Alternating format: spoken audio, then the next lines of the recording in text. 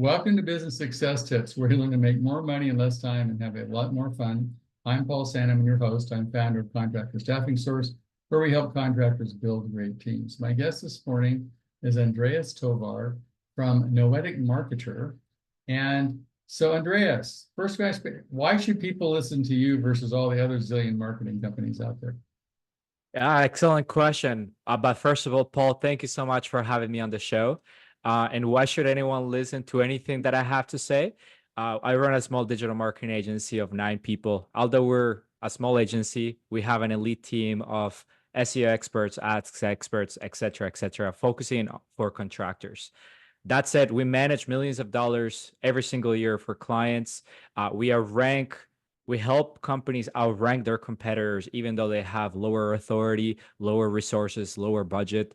And our retention rate is very, very high. No one really leaves our services after they sign with us.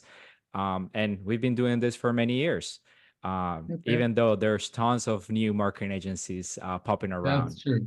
There's a lot of them showing up. So, one of the classic questions that people ask, especially in small construction companies, is should I spend money on SEO? Should I spend money on digital, I mean, like pay-per-click and that kind of thing? And so, and how much should I spend altogether? Like if they've got a $3 million remodeling company, what percentage of my budget should I spend on marketing? You answer those questions? That's excellent. Now, excellent question. Now, what I always say is it really depends on your business model, on your specific company. You really have to dig in your metrics and your numbers to figure out how much should you spend on marketing.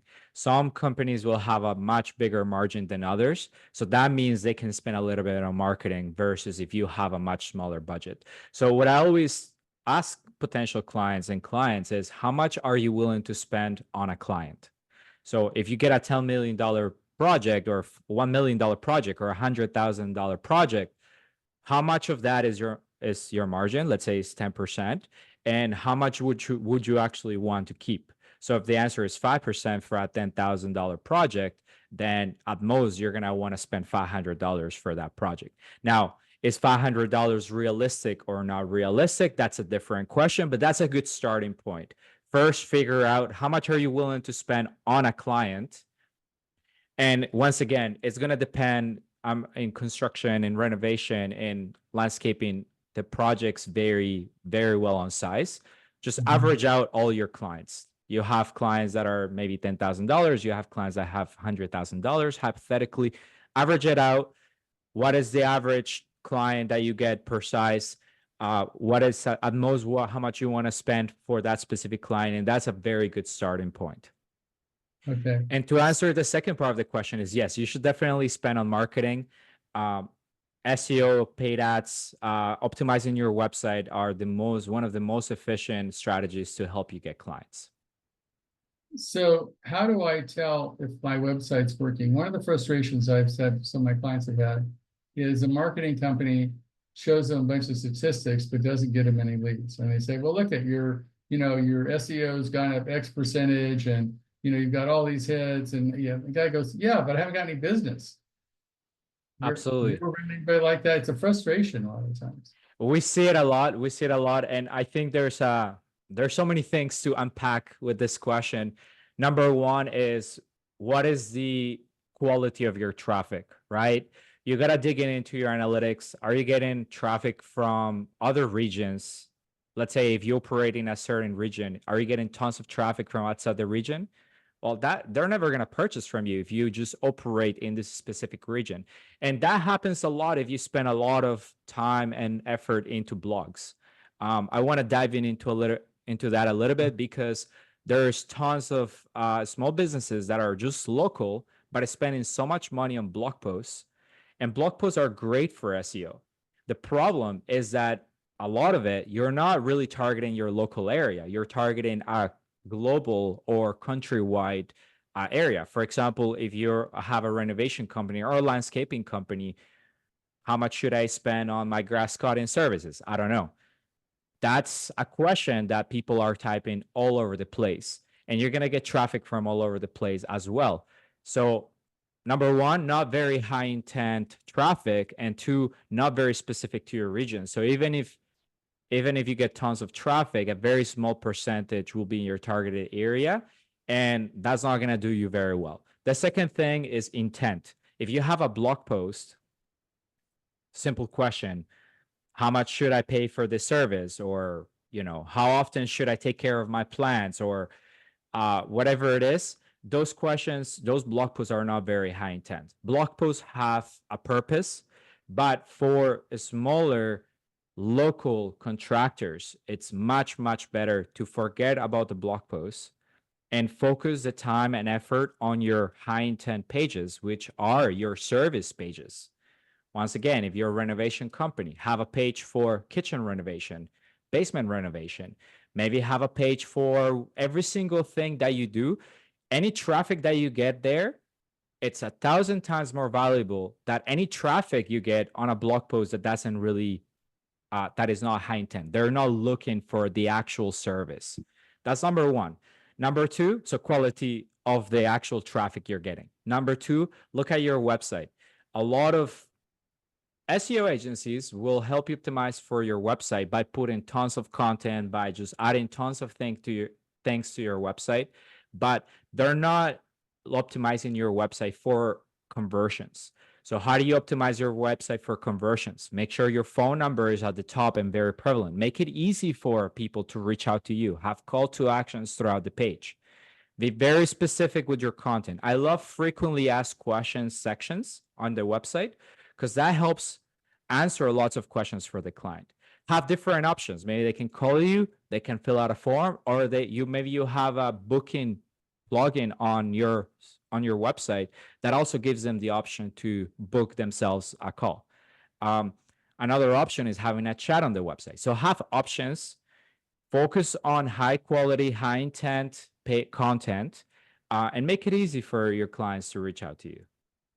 Now, what is good conversion for a remodeling contractor? I mean, let's say he gets 100 people.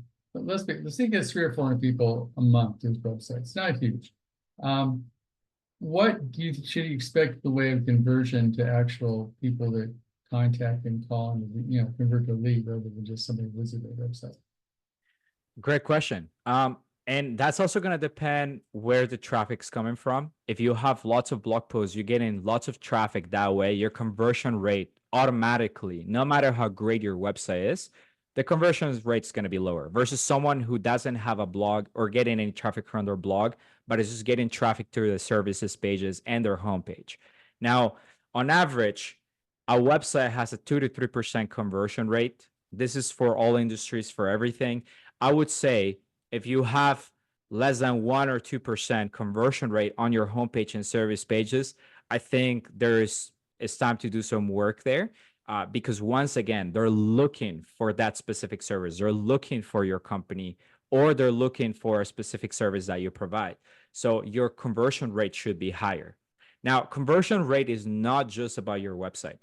It's also about your reviews, your local representation, and your authority in the community, right? When someone's coming to your website, a lot of the times they're not just coming to your website. They're checking your Google reviews. They're checking other directories.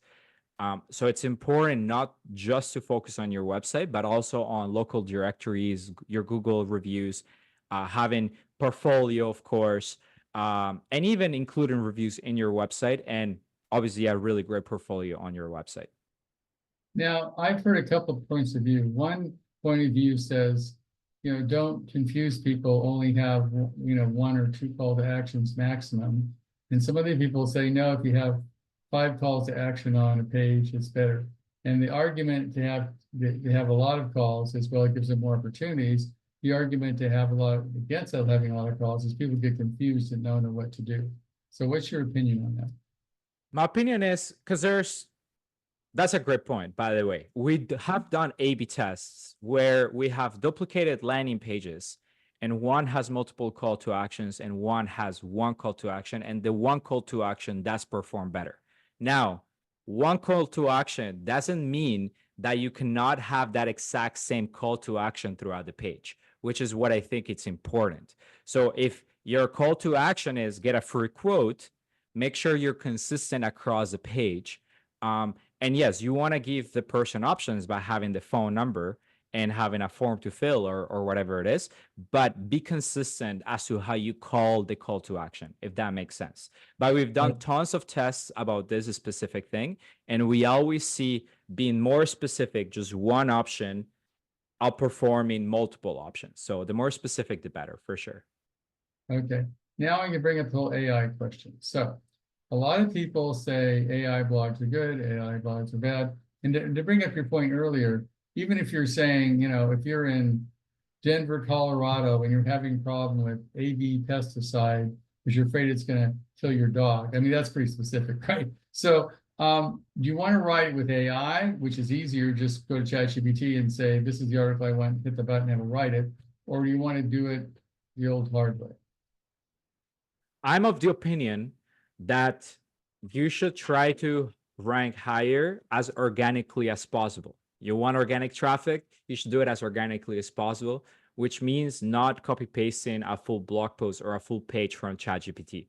And Google is actively working against this, right? So I know, and I've seen a lot of websites that this is working well for them, just getting content from ChatGPT. But lately, we've noticed a lot of these websites, they're tanking because Google is trying really, really hard to fight against that. So even if it's working for you right now, I'm of the opinion that is going to be short-lived, because AI is not really coming up with new information. It's just creating, rephrasing things based on what's online. So you're not giving new information to the user, number one. Number two, AI does have a very specific style of writing. And so in a lot of the time, it is predictable. And number three, you're fighting against Google. So we do use AI for certain things, such as meta descriptions, maybe one sentence, brainstorming. You can even ask it to help you write something, but then you add your own opinion to it and you kind of change things a little bit, right? But straight up copy pasting paragraphs from ChatGPT to the website, that's a big no for us and for all of our clients. And this is also how you ensure that if there's a new update a year from now, you're not scrambling to try to get back those rankings. You're safe because no update can hurt you that maybe will, because you have everything as organic as possible. If it's one sentence, totally fine. Paragraphs or even a big paragraph, I would say no. Even a small paragraph, just try to keep a balance and ensure most of your content is human, at least human edited as much as possible. So let's say I'm going to write an article, as I said, you know, well, I'm afraid this pesticide is going to kill my dog in Denver, Colorado or something. How much editing is enough editing? I mean, you can say, you can give that to ChatGPT, it'll write, you know, 4 paragraphs or 5 paragraphs and pull all this facts. So do you spend a half hour, an hour and a half, 10 minutes? I mean, it's obviously going to save you a ton of time if you start there. Because if you start from scratch, it could take you hours. So you start with ChatGPT, it takes you minutes. So how much editing is enough editing of a blog article to get over the Google thing? Right. What we like doing is, with the help of ChatGPT, coming up with the outline, you know, gives you your headings, your points by bullet point, and then someone writes it. Once again, there's no line right now where we can tell you here's too much or too little, but I do think as much humanly possible, edit it is much better. If you have ChatGPT writing 3 paragraphs or 5 paragraphs, I would definitely try to edit them as much as possible before publishing into your website, to ensure that, and add your own opinion, because once again, if you're not adding that extra piece of valuable advice, let's say you have 10 websites doing the same thing, they're all saying the same thing. So you do want to add a little bit of a spin or something, that a perspective or an opinion that other websites can't.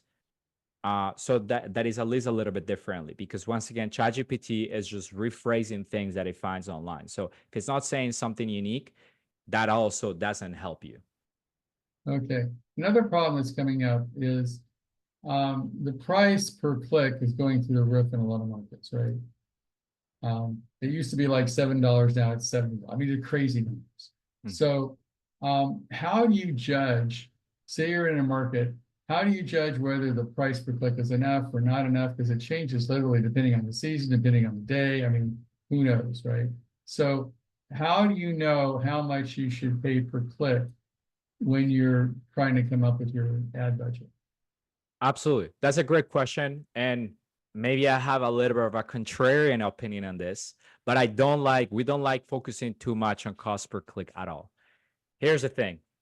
If you're paying $10 a click, hypothetically, which is expensive, but you're converting at a high rate and your cost per lead is $50 and you're closing those leads, then who cares, right? Like you're making money, right? Right. So I think it has more to do with your conversion rate, the intent of the keyword, and how much can you close.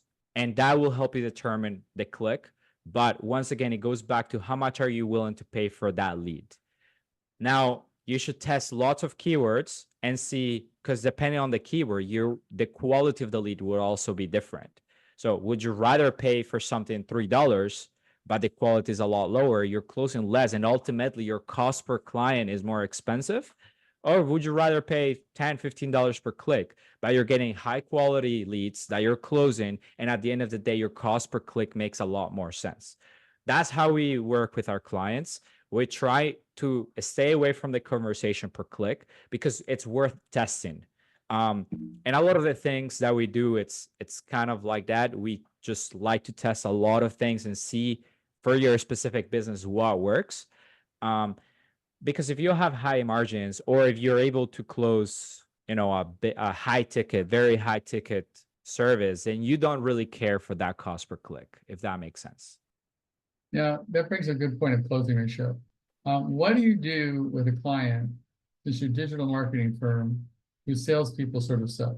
It's like, it's like you get them leads, but their conversion, I mean, you get them a person to, fill out the form or get them on the phone, but once they get into the client, they just don't know how to close. How do you deal with that? That's a great question. So obviously we can only do so much, but there's a few things that we can do on our end to ensure that the quality of the leads is as high as possible. Let's say you're a premium company, you just work with luxury real estate. Number one, that needs to be reflected on the landing page. You don't want going to the landing page and it looks like this is a company that just works with whoever, right? You want to make it very clear who you work with. You want to make it very clear the type of projects that you do. The more specific, the more information you provide on that landing page, the better. I know there's a lot of information out there that says the shorter your landing page, the better. I'm of the opinion that the more information you give to the client, it'll help attract the right customer for you, number one.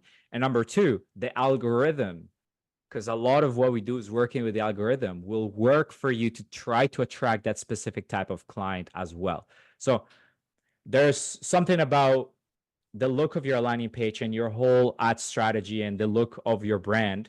There's something about the questions that you're asking. Make sure to have pre-qualifying questions on your landing page. Like, what is your budget? I don't know, like maybe your address, so you can see what type of area it is.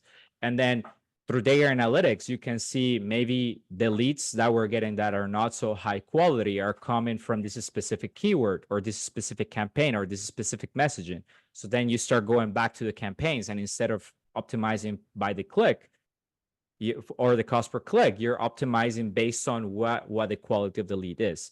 And then number three, put lots of information on the website so the client really knows who they're dealing with. After the fact, we do help clients a little bit by telling them, hey, call the leads at least 5 to 10 times. You could be terrible at sales, but if you're doing your follow-ups in order and in a timely manner, organized, it does help your conversion rate a lot. So even if you're a terrible salesperson, if you're trying to call each lead within 24 hours, and then at least if they don't respond, at least following up 5 to 10 times, that makes a massive difference than if you're just calling them a week later and then never following up with them again. And I think that's important for us agencies to, with contractors, let them know the expectations. If you just call them once, this is not going to work. If you're not following up on a timely manner, this is not going to work. How are you getting organized? Do you have a spreadsheet, or do you have a CRM? Are you using your CRM? What are your systems there? So it's always important to ask those questions as an agency, because we want to help our clients, but we can only do so much. So if you're disorganized, if you don't call your leads, then it's not going to work, and we might just not take the project if that's the case, unless you're committed to put in the work and ensure to know that this takes time and that you need to put that work in. Now, I hear something called speed to lead, right? That is, when a lead comes in, I've heard some numbers like if you get back to them within 30 seconds to a minute, you're good. Then after a minute, 3 minutes, then by the time if you like 10 minutes later, it goes from like 90 to like a 5. Is that accurate? I mean, your speed to lead is really important. Speed tool is very, very important. I mean, if you try contacting 10 contractors right now, the vast majority of them will not get back to you within 48 hours, right? So I understand that not everyone can call the lead within the first 10 minutes or 1 hour, right? But even if you're calling them the day of or within 24 hours, I think that's still very, very good, because most contractors, they're solopreneurs, or they're too busy doing certain things, so they're very slow getting to leads. So I think maybe 5 to 10 minutes is not reasonable for you. That's totally fine, but at least make the effort that is within a few hours or within 24 hours at the very, very, very least. But that's very, very important. That's correct. Yeah. So obviously, if you can do it within 3 to 5 minutes, that's the best, right? Of course. System to do that. Of course. And there's also some bias to it, right? You're the first person that you reached out to, even if the other 3 also call you within the next 2 days. The first person who called you first, you have that bias of the first person you talked to, and that was the most responsive, and you're going to be more willing to work with them just because of that as well. Because you're making an assumption that the way they answer the phone is the way they show up to the job, right? Exactly. Whether that's true or not. So if you call a guy and three contractors get back to you in a day or two, and one gets back to you in 5 minutes, you can assume the guy in 5 minutes is a better guy, whether he is or not. Absolutely. Now, following up is also extremely important, and I also think that's an area that contractors can improve upon. They don't do enough follow-ups. I really think at least 5 to 10. It's very, very important. And a lot of them just drop. How do you respond to the contractors if I don't want to bother them? I don't want to be annoying, and all these contractors say, well, I called them, they'll call me back if they're interested. How do you convince a contractor that calling somebody 5 times isn't being annoying? I would say number 1, they reached out for a reason. They identified this problem, that they need this project. They want to get this project done, right? It takes some effort to click on the ad, read the information, fill out the form, especially the more fields, the more information you're giving out. They have a problem. You're helping them solve that problem. Now, I do some of the sales at my agency, and I understand that feeling. You don't want to be annoying, but it's not about being annoying. Hey, do you want to sign right now? But it's about calling them. Hey, are you still interested in this? Is this still something that we can help you with? I know you filled out this form because you want to do this renovation, or you want to build this, or you want to do this on your landscape. Is it still a problem? Is there a way that we can help you? You're helping the client solve their problem that they clearly stated to you that they need a solution for. So you can follow up with email, text, or a phone call. Do you do all 3? But is one preferable? And when you do those email, text, and phone call, you vary the message each time, or you're just doing the same message over and over again? You definitely want to vary the message. You want to sound human. If you're just saying the same thing every time, they're going to think it's automated. They're going to think it's AI, right? You want to sound authentic, humane. And definitely, if you can do phone call, text, and email, I think that's better. If you call them, give them a text. Hey, I know you reached out for this. I'm just checking to see if you want to schedule a time to chat about this. It can be just very simple, very quick, short. and just letting them know that you're trying to help them. Okay. So, Andreas, if people want to, I mean, I got one other question for you. How much should you test before you, I mean, people go, well, testing is going to cost me money. I don't know if I want to pay you to, you know, whatever, $100 an hour or something to just do all these tests. I'm just going to go with what I think works. How much should you spend time and money on testing before you actually launch stuff? Right. I think what's important to understand is that when we're testing stuff, at least in our agency, it's not just blindly testing to whatever sticks on the wall, right? There's a strategy behind testing. We're picking keywords that are high intent. We're doing research on these keywords. We're doing research on these ads, on what other competitors are doing, on your specific strategy, what has worked for you. And based on data and information, we pick things that we're going to test. But it's a strategic. It's not just throwing things at the wall to see what sticks. That's number one. Number two, I think you should always be testing. Set a budget aside to, and testing doesn't mean, once again, testing completely different things. If something works for you, let's say your Google Ads, for example, your Google Ads really works for you, and then there's this keyword that really works for you, why not try a similar keyword? It's not, you're not getting totally off the roads from what's working. You just want to explore different little things from what has derived from what's working. And how much budget? I think obviously every budget's a little bit different, but I think if you're very, if you know what works and you're not very, you're a little reluctant to testing, it doesn't have to be big. 10%, you could just test it over time with 5-10%. If you're a little bit more, if you like a little to take a little bit more risk, knowing that this could also work really, really well, then you can do a little bit more.